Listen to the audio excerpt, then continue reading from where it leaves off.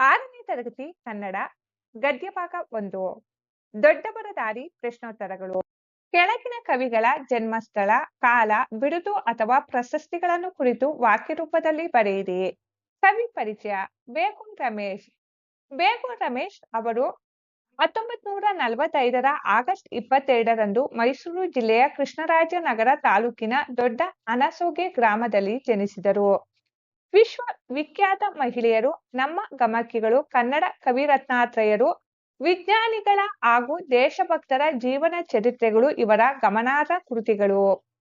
ವಚನ ಸಾಗರ ಕೃತಿಗೆ ವಚನ ಸಾಹಿತ್ಯ ಅಕಾಡೆಮಿ ಪ್ರಶಸ್ತಿ ಲಭಿಸಿದ್ದು, ಇದರೊಂದಿಗೆ ಸರ್ ಎಂ.ವಿ. ಪ್ರಶಸ್ತಿ ಹಾಗೂ ಡೆಪ್ಯೂಟಿ ಚನ್ನಬಸಪ್ಪ ರಾಜ್ಯ ಪ್ರಶಸ್ತಿಗಳು ಇವರಿಗೆ ಸಂದಿವೆ. ದೊಡ್ಡವರ ದಾರಿ ಪ್ರಸ್ತುತ ಪಠ್ಯ ಭಾಗವನ್ನು ಇವರ ಪ್ರಸಿದ್ಧ ವ್ಯಕ್ತಿಗಳ ಬಾಳಿನಲ್ಲಿ ಒಂದು ಘಟನೆ ಕೃತಿಯಿಂದ ಆಯ್ದುಕೊಳ್ಳಲಾಗಿದೆ. ಅಭ್ಯಾಸಗಳು. ಮುಖ್ಯ ಪ್ರಶ್ನೆ 1. ಆವರಣದಲ್ಲಿ ಕೊಟ್ಟಿರುವ ಪದಗಳಲ್ಲಿ ಸೂಕ್ತವಾದುದನ್ನು ಆರಿಸಿ ಬಿಟ್ಟ ಸ್ಥಳದಲ್ಲಿ ಭರ್ತಿ ಮಾಡಿರಿ. 1. ಮಕ್ಕಳಿಗೆ ತಮ್ಮ ಡ್ಯಾಶ್ ಅರಿವಾಗಬೇಕು ಎಂದೆನಿಸಿತು. ಉತ್ತರ ತಪ್ಪಿನ. ಮಕ್ಕಳಿಗೆ ತಮ್ಮ ತಪ್ಪಿನ ಅರಿವಾಗಬೇಕು ಎಂದೆನಿಸಿತು. ವಾಕ್ಯ 2. ಪ್ರಸಾದರು ಅವರಿಗೆಲ್ಲ ಅಷ್ಟಷ್ಟು ಡ್ಯಾಶ್ ಕೊಟ್ಟರು. ಉತ್ತರ ಕಾಸು. ಪ್ರಸಾದರು ಅವರಿಗೆಲ್ಲ ಅಷ್ಟಷ್ಟು ಕಾಸು ಕೊಟ್ಟರು. ವಾಕ್ಯ 3. ವಿದ್ಯಾರ್ಥಿಗಳಿಗೆ ಬುದ್ಧಿ ಕಲಿಸಲು ತಾವೇ ಒಂದು ಡ್ಯಾಶ್ ಕಂಡುಕೊಂಡರು. ಉತ್ತರ ದಾರಿ. ವಿದ್ಯಾರ್ಥಿಗಳಿಗೆ ಬುದ್ಧಿ ಕಲಿಸಲು ತಾವೇ ಒಂದು ದಾರಿ ಕಂಡುಕೊಂಡರು. ವಾಕ್ಯ 4. ಒಂದಿಬ್ಬರು ಡ್ಯಾಶ್ ಹಾಕಿಸಿಕೊಂಡು ಆಗಿತ್ತು. ಉತ್ತರ ಪಾಲಿಶ್. ಒಂದಿಬ್ಬರು ಪಾಲಿಶ್ ಹಾಕಿಸಿಕೊಂಡು ಆಗಿತ್ತು. ಮುಖ್ಯ ಪ್ರಶ್ನೆ 2. ಕೊಟ್ಟಿರುವ ಪದ ಬಳಸಿ ಸ್ವಂತ ವಾಕ್ಯ ರಚಿಸಿ. 1. ರಾಷ್ಟ್ರಪತಿ. ವಾಕ್ಯ. ಡಾಕ್ಟರ್ ರಾಜೇಂದ್ರ ಪ್ರಸಾದ್ ಅವರು ಭಾರತದ ಪ್ರಥಮ ರಾಷ್ಟ್ರಪತಿ ಆಗಿದ್ದರು. 2. ಕಾಸು. ವಾಕ್ಯ. ಒಳ್ಳೆಯ ಕೆಲಸ ಮಾಡಿದ ಮಕ್ಕಳಿಗೆ ತಾತ ಕಾಸು ಕೊಟ್ಟರು. 3. ಶಿಸ್ತು. ವಾಕ್ಯ. ವಿದ್ಯಾರ್ಥಿಗಳಿಗೆ ಜೀವನದಲ್ಲಿ ಶಿಸ್ತು ಮತ್ತು ಸಂಯಮ ಪಾಲನೆ ತುಂಬಾ ಮುಖ್ಯ. 4. ದಾರಿ. ವಾಕ್ಯ. ನಾವು ರಸ್ತೆಯಲ್ಲಿ ನಡೆಯುವಾಗ ಎಡಗಡೆ ದಾರಿಯಲ್ಲಿ ನಡೆಯಬೇಕು. ಮುಖ್ಯ ಪ್ರಶ್ನೆ 3. ಕೆಳಗಿನ ಪ್ರಶ್ನೆಗಳಿಗೆ ಒಂದು ವಾಕ್ಯದಲ್ಲಿ ಉತ್ತರಿಸಿರಿ.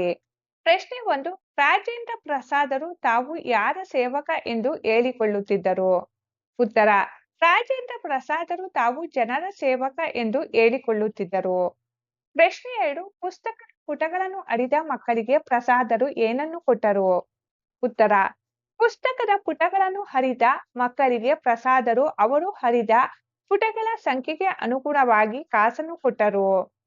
ಪ್ರಶ್ನೆ 3. ಯಾವುದು ಒಳ್ಳೆಯ ಅಭ್ಯಾಸವಲ್ಲ ಎಂದು ಪ್ರಸಾದರು ಮಕ್ಕಳಿಗೆ ಹೇಳಿದರು. ಉತ್ತರ.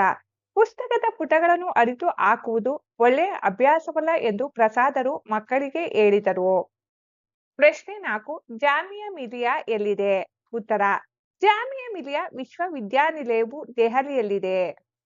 ಪ್ರಶ್ನೆ 5. ಜಾಕೀರ್ ಹುಸೇನರು ವಿದ್ಯಾರ್ಥಿಗಳಿಗೆ ಬುದ್ಧಿ ಕಲಿಸಲು ಯಾವ ವೇಷ ಹಾಕಿದರು. ಉತ್ತರ. ಜಾಕೀರ್ ಹುಸೇನರು ವಿದ್ಯಾರ್ಥಿಗಳಿಗೆ ಬುದ್ಧಿ ಕಲಿಸಲು ವಿಶ್ವವಿದ್ಯಾನಿಲಯದ ಪ್ರವೇಶ ದ್ವಾರದಲ್ಲಿ ಬೂಟ್ ಪಾಲಿಶ್ ಮಾಡುವವನ ವೇಷ ಹಾಕಿದ್ದರು. ಮುಖ್ಯ ಪ್ರಶ್ನೆ 4. ಈ ಕೆಳಗಿನ ವಾಕ್ಯಗಳನ್ನು ಯಾರು ಯಾರಿಗೆ ಹೇಳಿದರು. 1. ನೋಡಿ ಮಕ್ಕಳೇ, ಪುಸ್ತಕಗಳು ಜ್ಞಾನ ಭಂಡಾರ. ಯಾರು ಹೇಳಿದರು. ಡಾಕ್ಟರ್ ರಾಜೇಂದ್ರ ಪ್ರಸಾದ್ ಅವರು ಹೇಳಿದರು. ಯಾರಿಗೆ ಹೇಳಿದರು.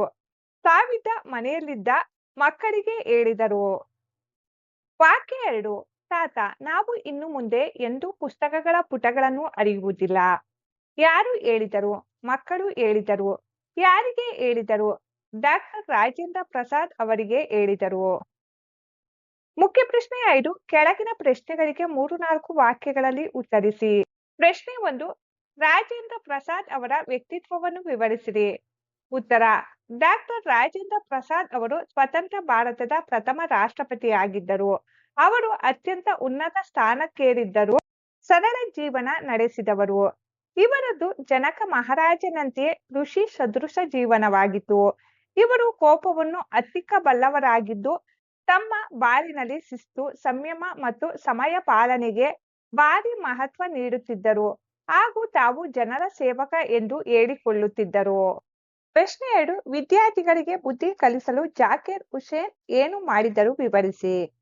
ಉತ್ತರ, ಜಾಕಿರ್ ಹುಸೇನರು ಶಿಸ್ತು ಮತ್ತು ಶುಚಿಗೆ ಅಪಾರ ಮಹತ್ವ ನೀಡುತ್ತಿದ್ದರು. ಆದರೆ ಕೆಲವು ವಿದ್ಯಾರ್ಥಿಗಳು ಶಿಸ್ತು ಉಲ್ಲಂಘಿಸುತ್ತಿದ್ದಾಗ ಅವರಿಗೆ ಬುದ್ಧಿ ಕಲಿಸಲು ತಾವೇ ಒಂದು ಉಪಾಯ ಮಾಡಿದರು. ಒಂದು ದಿನ ವಿಶ್ವವಿದ್ಯಾಲಯದ ಪ್ರವೇಶ ದ್ವಾರದಲ್ಲಿ ತಾವೇ ಬೂಟ್ ಪಾಲಿಶ್ ಮಾಡುವವನ ವೇಷದಲ್ಲಿ ಕೈಯಲ್ಲಿ ಬ್ರಷ್ ಹಾಗೂ ಪಾಲಿಶ್ ಡಬ್ಬಿ ಹಿಡಿದು ಕುಳಿತುಕೊಂಡರು. ಕುಲಪತಿಗಳೇ ಈ ಸ್ಥಿತಿಯಲ್ಲಿರುವುದನ್ನು ಕಂಡು ವಿದ್ಯಾರ್ಥಿಗಳು ನಾಚಿ ಅಂದಿನಿಂದ ನೀಟಾಗಿ ಬೂಟ್ ಪಾಲಿಶ್ ಮಾಡಿಕೊಂಡು ಬರತೊಡಗಿದರು. ಆಹ್ವಾನದಿಂದ ಸೂಕ್ತ ಪದ ಆರಿಸಿ ಖಾಲಿ ಬಿಟ್ಟ ಸ್ಥಳದಲ್ಲಿ ಬರೆಯಿರಿ. 1. ಕನ್ನಡ ವರ್ಣಮಾಲೆಯಲ್ಲಿ ಡ್ಯಾಶ್ ಅಕ್ಷರಗಳಿವೆ. ಉತ್ತರ 49. ಕನ್ನಡ ವರ್ಣಮಾಲೆಯಲ್ಲಿ 49 ಅಕ್ಷರಗಳಿವೆ. 2. ಹ್ರಸ್ವ ಸ್ವರಕ್ಕೆ ಉದಾಹರಣೆ ಡ್ಯಾಶ್. ಉತ್ತರ ಇ. ಹ್ರಸ್ವ ಸ್ವರಕ್ಕೆ ಉದಾಹರಣೆ ಇ. 3. ಅನುಸ್ವರ ವಿಸರ್ಗವನ್ನು ಡ್ಯಾಶ್ ಎಂದು ಕರೆಯುತ್ತಾರೆ. ಉತ್ತರ ಯೋಗವಾಹ. 4. ವ್ಯಂಜನಗಳಿಗೆ ಸ್ವರ ಸೇರಿ ಆಗುವ ಅಕ್ಷರಗಳನ್ನು ಡ್ಯಾಶ್ ಎನ್ನುವರು. ಉತ್ತರ ಗುಣಿತಾಕ್ಷರ. ವ್ಯಂಜನಗಳಿಗೆ ಸ್ವರ ಸೇರಿ ಆಗುವ ಅಕ್ಷರಗಳನ್ನು ಗುಣಿತಾಕ್ಷರ ಎನ್ನುವರು. 5. ವಿಜಾತಿಯ ಒತ್ತಕ್ಷರವುಳ್ಳ ಪದಕ್ಕೆ ಉದಾಹರಣೆ ಡ್ಯಾಶ್. ಉತ್ತರ ಶಕ್ತಿ. ವಿಜಾತಿಯ ಒತ್ತಕ್ಷರವುಳ್ಳ ಪದಕ್ಕೆ ಉದಾಹರಣೆ ಶಕ್ತಿ. ಭಾಷಾ ಆಟಗಳು. ಚಿತ್ರ ನೋಡಿರಿ, ಮಾತನಾಡಿರಿ. ಕೆಲವು ಸನ್ನಿವೇಶದ ಚಿತ್ರಗಳನ್ನು ಬೋರ್ಡಲು ಹಾಕುವುದು. ವಿದ್ಯಾರ್ಥಿಯು ಒಂದನ್ನು ತೆಗೆದುಕೊಂಡು ಅವನಿಗೆ ಬಂದಿರುವ ಚಿತ್ರವನ್ನು ಗಮನಿಸಿ ಅದರ ಕುರಿತಾಗಿ ಮಾತನಾಡಲು ಅವಕಾಶ ಕಲ್ಪಿಸುವುದು. ಸಂತೆ ದೃಶ್ಯ. ಸಂತೆಯ ದೃಶ್ಯ. ಮಾತನಾಡುವ ವಿಧಾನ. ನನಗೆ ಸಿಕ್ಕಿರುವ ಚಿತ್ರವು ಒಂದು ಹಳ್ಳಿಯ ಸಂತೆಯ ದೃಶ್ಯವಾಗಿದೆ. ಸಂತೆಯಲ್ಲಿ ವ್ಯಾಪಾರಿಗಳು ತರಕಾರಿ, ಹಣ್ಣುಗಳು ಮತ್ತು ದಿನಸಿ ಸಾಮಗ್ರಿಗಳನ್ನು ಸಾಲಾಗಿ ಜೋಡಿಸಿ ಮಾರುತ್ತಿದ್ದಾರೆ. ಹಳ್ಳಿಯ ಜನರು ತಮಗೆ ಬೇಕಾದ ವಸ್ತುಗಳನ್ನು ಕೊಳ್ಳಲು ಸಂತೆಗೆ ಬಂದಿದ್ದಾರೆ. ಅಲ್ಲಿ ತುಂಬಾ ಜನಜಂಗುಳಿ ಮತ್ತು ಗಿಜಿಗುಡುವ ಶಬ್ದವಿದೆ. ಜನರೆಲ್ಲರೂ ಚೌಕಾಸಿ ಮಾಡಿ ವಸ್ತುಗಳನ್ನು ಕೊಳ್ಳುತ್ತಿದ್ದಾರೆ. ಶಾಲಾ ಸನ್ನಿವೇಶ. 2. ಶಾಲಾ ಸನ್ನಿವೇಶ. ಮಾತನಾಡುವ ವಿಧಾನ. ಈ ಚಿತ್ರದಲ್ಲಿ ಒಂದು ಸುಂದರವಾದ ಶಾಲೆಯ ಪರಿಸರವಿದೆ. ಶಾಲೆಯ ಮುಂದೆ ರಾಷ್ಟ್ರಧ್ವಜ ಹಾರುತ್ತಿದೆ. ವಿದ್ಯಾರ್ಥಿಗಳು ಸಾಲಾಗಿ ಶಿಸ್ತಿನಿಂದ ತರಗತಿಯ ಕಡೆಗೆ ಹೋಗುತ್ತಿದ್ದಾರೆ.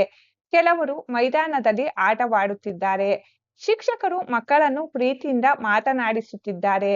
ಶಾಲೆಗೆ ಹಸಿರು ಗಿಡ ಮರಗಳು ಕೊಡುತ್ತಿರುವ ನೈಸರ್ಗಿಕ ಸೌಂದರ್ಯ ತುಂಬಾ ಚೆನ್ನಾಗಿದೆ.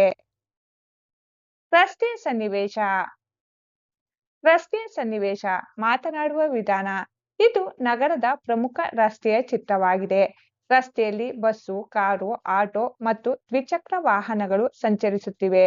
ಪಾದಚಾರಿಗಳು ರಸ್ತೆ ದಾಟಲು ಜೀಬ್ರಾ ಕ್ರಾಸಿಂಗ್ ಬಳಸುತ್ತಿದ್ದಾರೆ.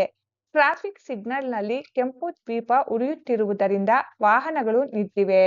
ರಸ್ತೆ ನಿಯಮಗಳನ್ನು ಪಾಲಿಸುವುದು ನಮ್ಮೆಲ್ಲರ ಕರ್ತವ್ಯ ಎಂಬುದು ಈ ಚಿತ್ರ ನೆನಪಿಸುತ್ತದೆ. ರಾಷ್ಟ್ರೀಯ ಹಬ್ಬಗಳ ಆಚರಣೆ. ರಾಷ್ಟ್ರೀಯ ಹಬ್ಬಗಳ ಆಚರಣೆ. ಮಾತನಾಡುವ ವಿಧಾನ. ಈ ಚಿತ್ರದಲ್ಲಿ ಶಾಲೆಯ ಆವರಣದಲ್ಲಿ ಸ್ವಾತಂತ್ರ್ಯ ದಿನಾಚರಣೆ ಅಥವಾ ಗಣರಾಜ್ಯೋತ್ಸವವನ್ನು ಆಚರಿಸಲಾಗುತ್ತಿದೆ. ಮುಖ್ಯ ಅತಿಥಿಗಳು ರಾಷ್ಟ್ರಧ್ವಜವನ್ನು ಹಾರಿಸುತ್ತಿದ್ದಾರೆ. ವಿದ್ಯಾರ್ಥಿಗಳು ಮತ್ತು ಶಿಕ್ಷಕರು ಧ್ವಜಕ್ಕೆ ಗೌರವ ವಂದನೆ ಸಲ್ಲಿಸುತ್ತಿದ್ದಾರೆ. ಮಕ್ಕಳು ಬಿಳಿ ಬಣ್ಣದ ಸಮವಸ್ತ್ರ ಧರಿಸಿದ್ದಾರೆ. ಈ ಚಿತ್ರವು ನಮ್ಮಲ್ಲಿ ದೇಶಭಕ್ತಿಯನ್ನು ಮೂಡಿಸುತ್ತದೆ. ಚಿತ್ರ ಕ್ರೀಡಾಂಗಣದಲ್ಲಿ ಆಟ ಆಡುತ್ತಿರುವುದು.